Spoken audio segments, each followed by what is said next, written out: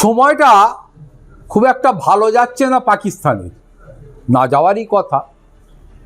বিগত দিনে তো ভারতের সঙ্গে যুদ্ধ করতে এসে তাদের কি হাল হকিকত হয়েছে সেটা তো সারা পৃথিবীর মানুষ সেটা জানে, তারা স্বীকার না করলে।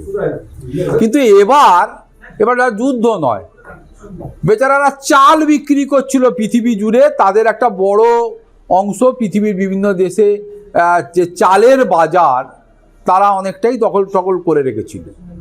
তাদের সেখানে যে বাসমতি রাইস মূলত ইউরোপিয়ান ইউনিয়ন থেকে শুরু করে আমেরিকা থেকে শুরু করে এই আমাদের আফ্রিকান বিভিন্ন কান্ট্রিতে তারা পাঠাত।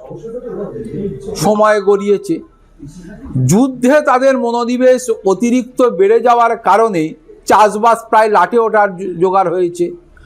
দেশের অর্থনীতি এমন একটা জায়গায় গিয়ে পড়েছে, ফলে উৎপাদনের জন্যে যে ব্যয় হয় তা প্রায় দ্বিগুণের থেকেও বেশি হয়ে গেছে। ফলে চালের দামও প্রোডাকশনের পর বেশি রাখতে হচ্ছে। আর সেই চড়া দামে পৃথিবীর বিভিন্ন দেশে তাদেরকে চাল বিক্রি করতে হচ্ছিল। ওই জায়গাটাতেই ভারত কিন্তু একটা সঠিক অবস্থানে রয়েছে। দাম তো বাড়ালোই না, বরঞ্চ গুণগত মান বৃদ্ধি করে আর প্রোডাকশান অর্থাৎ চাষের ওপর ভারত সরকারের মনোনিবেশ করার ফলে সেখানে প্রোডাকশানটাকে বাড়ানোর জেরে পৃথিবীর বিভিন্ন দেশে সস্তায় অর্থাৎ অপেক্ষাকৃত সস্তায় এই একই কোয়ালিটির চাল অর্থাৎ এই বাসমতি চাল থেকে শুরু করে উৎকৃষ্ট মানের যে সমস্ত চাল, সেই সমস্ত চাল পৃথিবীর বিভিন্ন দেশে পাঠানো শুরু করেছে। এবং সেই মার্কেটে ভারতের এন্ট্রি এবং সেখানে দখলদারি যথেষ্ট বেড়ে গেছে।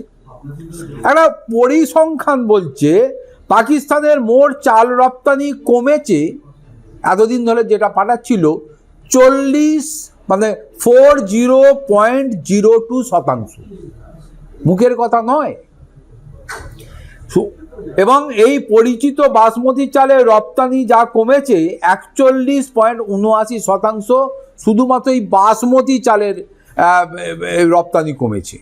ফলে মুনাফাও তাদের অনেক কমে গেছে, যেখান থেকে তারা মুনাফা পেত।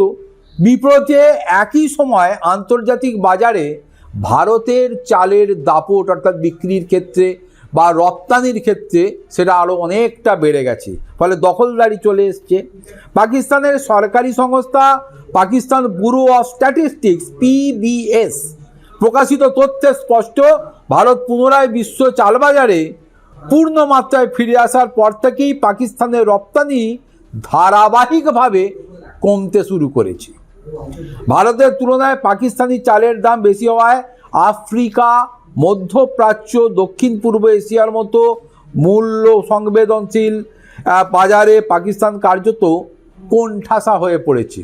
মানে তাদের কাছ থেকে এখন মোটামুটি সিদ্ধান্ত এই সময় যত গড়াবে তাদের কাছ থেকে বা পাকিস্তানের থেকে চাল ইম্পোর্ট করা কমাবে ওই সংশ্লিষ্ট দেশগুলো। বিশ্লেষকদের মতে ভারতের চাল তুলনামূলকভাবে দাম কম হওয়ায় আন্তর্জাতিক ক্রেতারা তার দিকে ঝুঁকতে শুরু করেছে। কোয়ালিটি এবং কোয়ান্টিটি তার সঙ্গে দাম মূল্য হ্রাস, এই তিনটেই ত্রিফলার মতো কাজ করেছে। ফলে এখন প্রতিযোগিতায় উৎপাদন ক্ষমতা, সরবরাহ চেন এবং কৃষি নীতির জোরেই ভারত তার যে দাম কমাতে সক্ষম হয়েছে এবং বাজারে তাদের যে গ্রিপ আরও স্ট্রেংথেন করতে সক্ষম হয়েছে, এটা এখন স্বীকার করছে কারা না ওই ইউরোপিয়ান ইউনিয়ন এবং মার্কিন যুক্তরাষ্ট্রের যে সমস্ত গণ্যমান্য ব্যক্তি যারা রয়েছে, যারা ইম্পোর্ট এক্সপোর্টের বিষয়ে খোঁজখবর রাখে তারা। আন্তর্জাতিক বাণিজ্য বিশ্লেষকরা বলছেন ভারতের চাল সস্তা হওয়ায় তার ডাম্পিং বলা, মানে ডাম্পিং করছে বলে এতদিন ওই ডোনাল্ড ট্রাম্পের নেতৃত্বাধীন মার্কিন যুক্তরাষ্ট্রের সরকার এতদিন একটা প্রোপাগান্ডা চালাচ্ছিল, তারা কিন্তু সেটা থেকেও সরে এসছে। স্বীকার করতে বাধ্য হয়েছে যে ভারত বড় উৎপাদক হওয়ায় স্বাভাবিকভাবেই কম দামে বিক্রি করতে পারছে, বিশ্ববাজারে ভারসাম্য তৈরি হয়েছে। অন্যদিকে পাকিস্তানের চাল তুলনামূলকভাবে ব্যয়বহুল হওয়ায় অনেক আমদানিকারক দেশ বিকল্প হিসাবে ভারতকেই বেছে নিচ্ছে। আফ্রিকার দেশ শুধু নয়, ইউরোপিয়ান ইউনিয়ন থেকে শুরু করে এখন মার্কিন যুক্তরাষ্ট্র ভারতের চালের দিকে ঝুঁকতে হচ্ছে। এতে সারা বিশ্বে খাদ্য সরবরাহ লাইন বা চেইন ভারতের হাত ধরে অনেক বেশি স্ট্রেংথেন হচ্ছে বলে মনে করছে বিশেষজ্ঞরা। সব মিলিয়ে ভারতীয় চালের দাপটে পাকিস্তানি রপ্তানি ধসে পড়া দুই দেশের অর্থনৈতিক প্রতিযোগিতার শুধুমাত্র একটা ছবি নয়, দুই দেশের অর্থনৈতিক প্রতিযোগিতার পাশাপাশি বিশ্ব কৃষি বাজারে শক্তির ভারসাম্য বদলেরও স্পষ্ট ইঙ্গিত দিচ্ছে এই চালের দাম এবং চালের বাজারে ভারতের থাবা বসানোর বিষয়টা। ফলে সময়ও গড়াবে, পাকিস্তান এবার চালেও পেছন রাস্তা ধরবে, এটাই মনে করছে বিশেষজ্ঞরা।